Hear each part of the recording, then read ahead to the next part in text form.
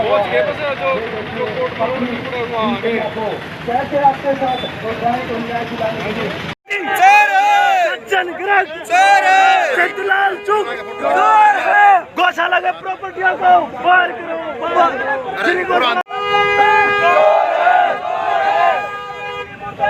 मुर्दाबाद मुर्दाबाद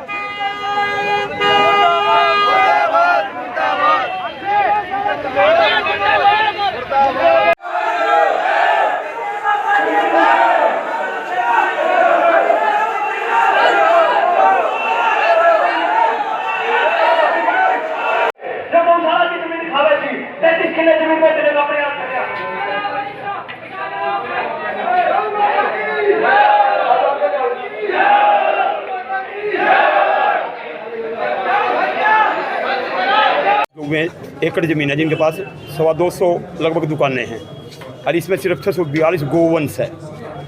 इनमें लंगड़ी लुल्ली गौओं के इतने जगह करने के बाद भी कोई स्थान नहीं है, कोई डॉक्टर नाम की व्यवस्था नहीं है। डॉक्टर मिड्डा साहब के माध्यम से विज्ञापन दिया गया था, वहाँ भी कोई समाधान नहीं निकला। सेक्रेटरी साहब ने कहा कि 33 एकड़ ज़मीन शाहपुर में बेचने पर विचार कर रहे हैं और 17 किले ज़मीन इन्होंने सुनील कुमार जो एक्स चेयरमैन संबंधों के आधार पर उनको ठेके पर दी गई है। दुख की बात ये 10 एकड़ ज़मीन पर हरी ज्वार खड़ी थी, उस पर खड़ी पर ट्रैक्टर फेरा गया है।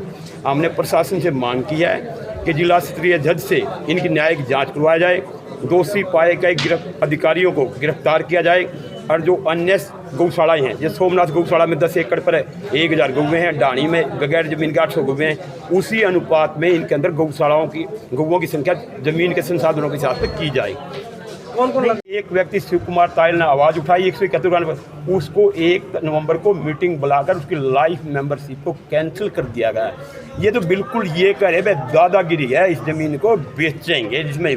और मैं इनको चेतावनी देता हूँ, जिसकी मां न दूध पैदा हो शाहपुर वाली ज़मीन को बेच के दिखा ले, हम भी छोड़ देंगे नहीं। आपने पहले भी शिकायत दी होगी, प्रशासन की ओर से कोई रिस्पॉन्स मिला या नहीं मिला? ऐसा जी हम डॉक्टर संघ के अधिकारियों से बातचीत की है, घनश्याम जी और तिलक जी संघ की विचारधारा से जुड़े हुए लोग हैं। घनश्याम जी कौन? जो संघ के विभाग कार्यवाह जी, तिलक जी माननीय जिला संचालक हैं, उनसे कहा गया संघ कोई सुनने के लिए तैयार नहीं कहते। हम गलत नहीं है, गलत नहीं तो ठीक हो, सारी ऊपर का पटानामा लिख रखा है, हम वैसे छोड़ दो इसको, ठीक भी छोड़ सकते हैं। प्रधानगी के लिए कूद के आओ, मैं प्रधान बनूंगा, मैं बनूंगा, ये ठेका उठा रखा है। ये 642 गौओं से गौओं को खाली करके इसके प्लाट काट के बेच देना, इतने निर्लज लोगों की पूरी मनुष्य जाति के अंदर मैनेजमेंट असंभव है। मैं आचार्य योगेंद्र महाराज गौरक्षा दल हरियाणा से अध्यक्ष हूँ। ये जो श्री गौशाला है भिवानी रोड पर, इसमें जो अनियमितताएं हैं उनकी हमने आज प्रशासन को ज्ञापन दिया है पूरे प्रदर्शन के साथ है।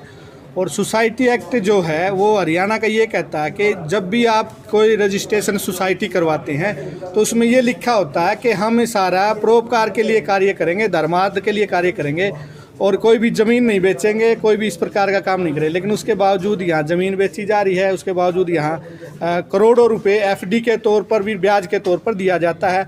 और शहर में गाय एक्सीडेंट हो रही है, गाय ली नहीं जाती, रखी नहीं जाती। तो आज हमने 10 दिन का समय दिया है प्रशासन को। 10 दिन के बाद यदि कोई कार्रवाई नहीं होती है तो फिर हम धरना और प्रदर्शन और जुलूस लगातार रखेंगे और जब तक ये कार्य नहीं होगा तब तक जारी। मेरा नाम आचार्य योगेंद्र महाराज गौरक्षा दल से भी बात हुई थी, वो साफ मना कर रहे हैं, हम ना कोई जमीन बेच रहे हैं। बात तो ये है ना, गौ सेवा आयोग के चेयरमैन को भी कहा है इस बारे में, परंतु होता क्या है कि जैसे आज प्रदर्शन में भी ईश्वर जी बता रहे थे इनके संबंध सीएम तक है, तो पॉलिटिकल मुद्दा बनने के बाद सिफारिशें आने के बाद कार्रवाई नहीं होती है। परंतु अब हम लोग इस बात पर कार्रवाई करेंगे और चाहे यही लोग कमेटी में रहे, यही लोग काम करें, परंतु गायों का जो व्यवस्था है गायों की, और जितनी गाय यहाँ होनी चाहिए, शहर में एक्सीडेंट हो रही है, बाहर ठंड में मर रही है और ये लोग गाय एक भी नहीं लेते हैं, सिर्फ दूध वाली गाय रखते हैं। तो क्या डम्मी कहा जाए चेयरमैन को जिले के जो हैं?